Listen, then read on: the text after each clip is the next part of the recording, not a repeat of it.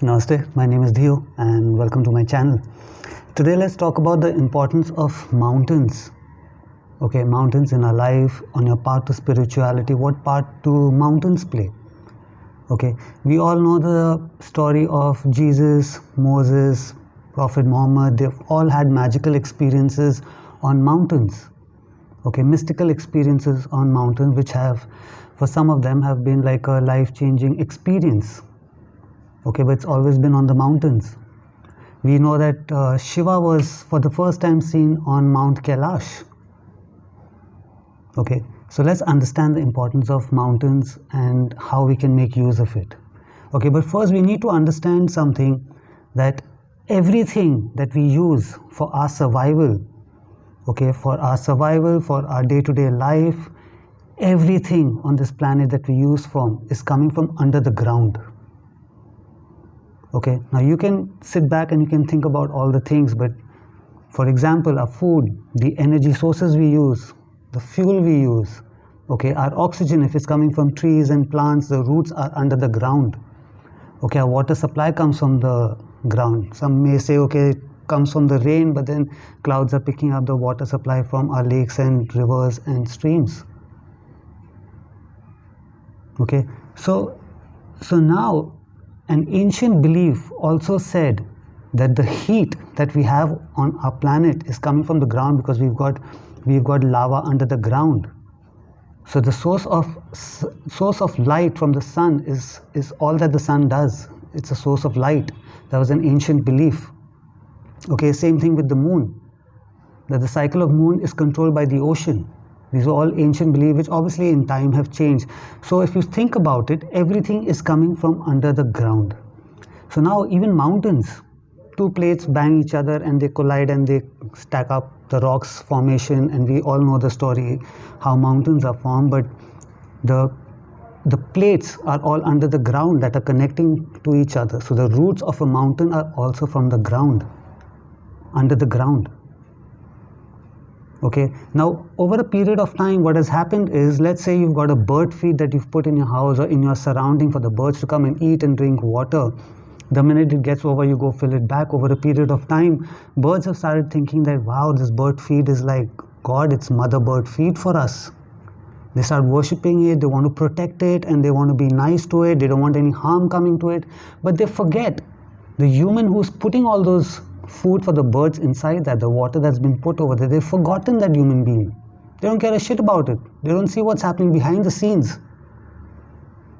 Okay, similarly, for another topic, we will talk about the fact that who is providing us with all these things that we are surviving on and that we are using. Okay, but for now, let's get back to the mountains again. So now, just like how trees and plants, their roots are underneath to give oxygen. Okay, similarly, mountains, okay, mountains are designed to give out knowledge. Knowledge is always one, spiritual knowledge. Okay, mountains are designed for that. This is why you ask a lot of sadhus here in India who are drawn towards the mountain. They're always going to the mountain to go and meditate, to practice their spirituality, and they'll always have one answer: "Wahan Shiva rehte hain." The Shiva lives over there. They don't know how to express it, that okay, we're getting all our knowledge from the mountains. Okay, you ask any regular person who's not even on a spiritual path, they have a very good feeling going to mountains. They're always attracted towards mountains. But the reason behind that is because mountains are designed, okay, to give out knowledge. Okay, so when you go to a mountain, when you go to a place where there are huge mountains, okay, in the vastness, in the size of that knowledge, okay, our existence becomes really small. So with our existence becoming really small, your problems become small, your issues become small, your achievements that you're so proud about becomes really small. And when everything becomes really small, it doesn't vanish, but it becomes really small. This is when you start getting a lot of knowledge, a lot of spiritual knowledge. Okay, this is why a lot of people unknowingly are drawn towards it. There's silence over there. You walk into a library, okay, with a stack of knowledge of books. The minute you walk in, you don't even have to, somebody doesn't even have to come and tell you, okay, here you need to be quiet. You automatically become quiet. You become silent because you're in the presence of knowledge. That's the same thing that happens when you go to a place where there are huge mountains, it's vast amount of knowledge over there. Okay, the same experience when you're in a presence of a guru or a leader who has a lot of good knowledge, who has a lot of true knowledge with him or with her. Okay, you automatically become quiet. You just want to hear what they're saying. Even if they're not saying anything, you'll just be quiet. That's the same experience we have with mountains. That's why Jesus had a lot of experience over there. Prophet Muhammad had a lot of experience over there. Moses had a lot of experience. So for people who say Shiva was first seen on that mountain, ask them, where did the mountain come from first? How was Shiva on that mountain? Where did Shiva come from? So Mount Kailash did come from the ground also, for a reason, for a purpose. Okay, but now what is happening? People are so worried about our oxygen supply being cut off and trees being cut off and plants being cut off.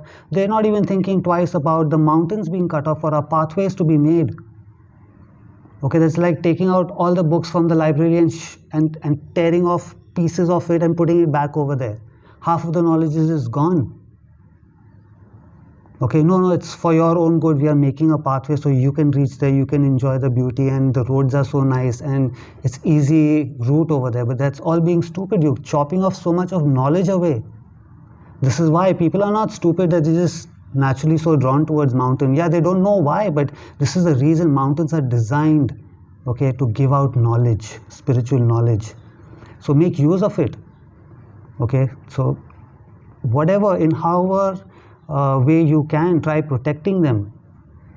Okay, what is your views related to it? Okay, this is why a lot of sadhus meditate inside caves, because the mountains come from there, so it's almost going back inside the ground to get all that knowledge. That's why they spend so much time in caves. It's not olden time. You ask somebody, they'll say, oh, it's but like olden time when people used to travel, so they needed a place to stay. They can stay anywhere. Why go right up there in the mountain, in that cave, and go and meditate over there? The reason behind that was that you are indirectly going inside the ground to get all the knowledge. For where you're getting every other supply of yours, you're getting your knowledge also from there. So that's the reason why everyone is to go to a cave. So in today's time, if you can't go to a cave, you can't for some reason go to a place where there are mountains, the best thing that you can do, if you need spiritual knowledge and spiritual awareness, okay, you should start walking barefoot. At least in your house, in your surroundings, in your garden, in your backyard, walk barefoot. Okay, you'll see the difference that it makes to your knowledge. Okay, so now when you go to the mountains, you have a little bit more respect towards it. So everyone, like how Mount Kailash now, okay, thankfully the Chinese government have said it's a historical site and it's a spiritual site, so nobody can climb on it. I hope they do the same thing for Mount Everest and all the other peaks, where people can just go there, visit, don't climb up there, don't shit on it, don't pee on it. Even though they say we carry our own shit back and we carry on pee and a garbage back, everyone knows the mess that's there on Mount Everest now. So hopefully we can respect our space of knowledge. Okay, if you like this video, if you've learned something new about mountains, please give this video a like, subscribe to my channel. Until I see you again, have a good life. Namaste.